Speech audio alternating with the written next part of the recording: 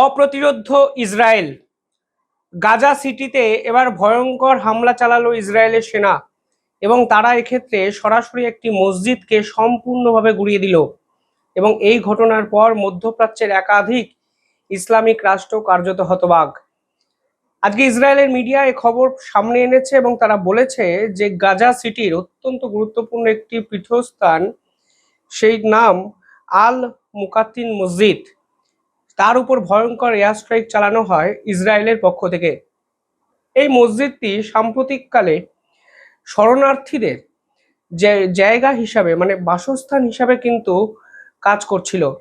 সেই পীঠস্থানের উপর ভয়ঙ্কর এয়ার স্ট্রাইক চালানো হয় ইসরায়েলের পক্ষ থেকে এবং ইসরায়েল স্পষ্টত এই হামলার পর বুঝিয়ে দেয় যে তারা কোনো অবস্থাতেই ইরান কিংবা প্যালেস্তাইনের সঙ্গে কোনো নেগোশিয়েট করতে রাজি নয়।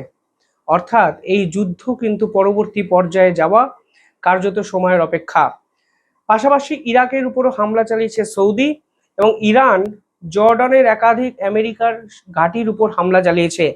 ফলে মধ্যপ্রাচ্যের এই যুদ্ধ আজকে পরের পর্যায়ে পৌঁছে গেল, যা এই ভিডিওতে আমি ডিটেইলিং আলোচনা করব। ভিডিওটি শেষ অবধি দেখবেন এবং চ্যানেলটিকে ভালো লাগলে একটু সাবস্ক্রাইব করে পাশে থাকবেন। দেখুন, কালকে যে খবর সামনে আসে সেখানে বলা হয় শান্তি চুক্তি ভেস্তে যাওয়ার পর ইসরায়েল সব থেকে বড় হামলাটি কালকে চালিয়েছে গাজা সিটিতে। এবং গাজা সিটিতে সেক্ষেত্রে তারা একটি টার্গেট করেছে মসজিদকে, যেটি মধ্যপ্রাচ্যের অন্যতম গুরুত্বপূর্ণ মসজিদ, যার নাম আল মুতাক্কিম মসজিদ। এবং এই মসজিদকে টার্গেট করে তারা পশ্চিমা বিশ্ব এবং ইসলামিক একাধিক রাষ্ট্রকে রীতিমতো নাড়িয়ে দিয়েছে।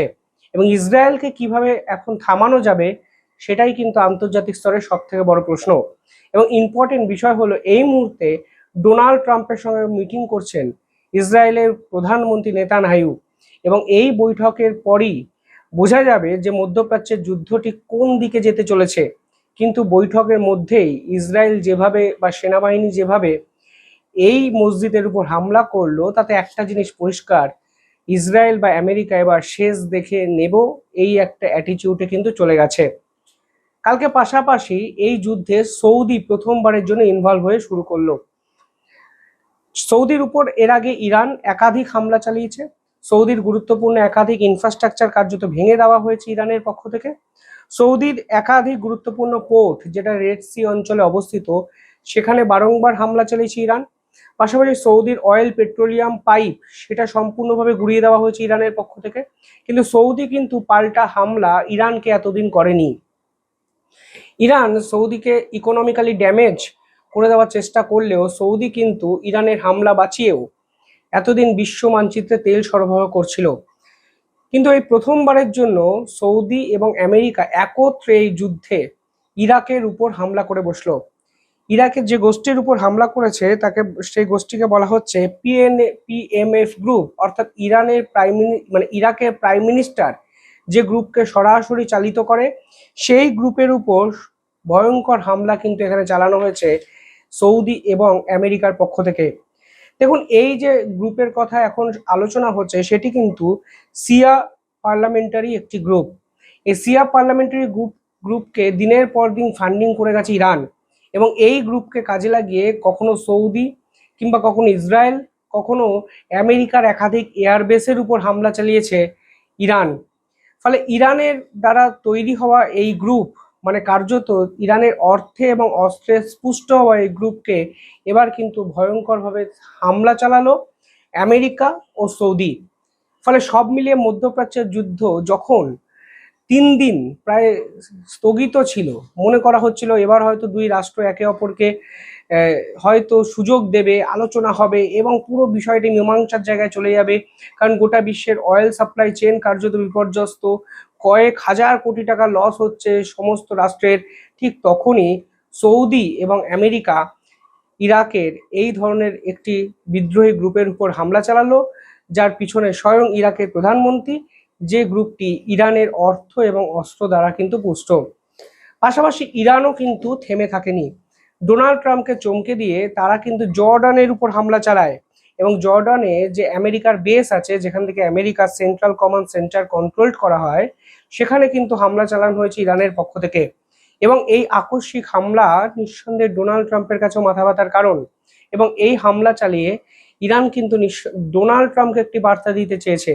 তারা স্পষ্ট বুঝিয়ে দিয়েছে যে দেখো ভাই, যদি যুদ্ধ থামিয়ে আলাপ আলোচনা করো তাহলে আমরাও আলাপ আলোচনা করতে রাজি, না হলে আমরাও এই যুদ্ধে এই ধরনের আগ্রাসী ভূমিকা পালন করব। এই হামলা অনেকে বলছে ইসরায়েলের কাছেও একটি কড়া বার্তা।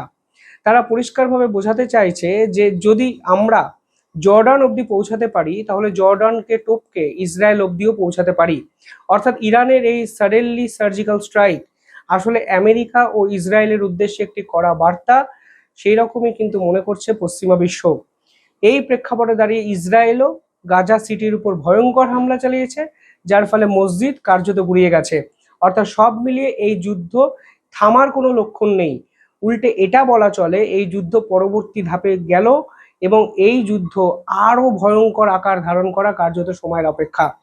দেখুন, এই শান্তি চুক্তির যে বিষয়গুলি ছিল, যে প্রত্যেকটি পয়েন্ট ছিল, সেই পয়েন্টের মধ্যে উল্লেখযোগ্য একটি পয়েন্ট ছিল যে ইরানের যত বন্ধু রাষ্ট্র আছে, যে সহযোগী বিদ্রোহী গ্রুপ আছে, তাদের উপর হামলা বন্ধ করতে হবে আমেরিকা ও ইসরায়েলকে। আজকে ইসরায়েল সেই হামলা কার্যত বন্ধ তো করলোই না, উল্টে মসজিদ গুড়িয়ে দিয়ে ইরানের এমন একটা জায়গায় আঘাত করলো যে ইরান আবার তিরবির তিরবির করে লাফাতে কিন্তু শুরু করবে। ফলে শান্তি চুক্তির কোনো ধারাই ইসরায়েল কিন্তু পালন করেনি। অন্যদিকে লেবাননের উপর হাউতি গ্রুপের, লেবাননের হিজবুল্লার উপর আক্রমণ করা হয়েছে, হাউতির উপর আক্রমণ করা হয়েছে, গাজার এই হামাসের এই মসজিদের উপর আক্রমণ করা হলো। পাল্টা সৌদি এবং আমেরিকা ইরাকের পিএমএফ গ্রুপের উপর আক্রমণ করলো। অর্থাৎ ইরানের যত বন্ধু গ্রুপ আছে সমস্ত গ্রুপের কিন্তু এখন শোচনীয় অবস্থা। একদিকে আমেরিকা সৌদি আরবকে নিয়ে আক্রমণ করছে, অন্যদিকে ইসরায়েল তাদের ঘরে ঢুকে এয়ার স্ট্রাইক চালিয়ে আসছে। ফলে ইরানের কাছে কাজটা কিন্তু একটু কঠিন। যদিও ইরান শেষ মুহূর্ত অবধি লড়াই করার চেষ্টা করছে, তবে সে লড়াই কতক্ষণ টিকে থাকে সেটাও কিন্তু আজকের দিনে দাঁড়িয়ে সব থেকে বড় প্রশ্ন।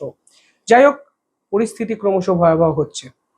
অনেক আপডেট আসবে, আপডেট ভিডিও আমি নিয়ে আসবো দ্য ইন্ডিপেন্ডেন্ট বেঙ্গলে। চ্যানেলটি ভালো লাগলে একটু সাবস্ক্রাইব করে পাশে থাকবেন। ধন্যবাদ।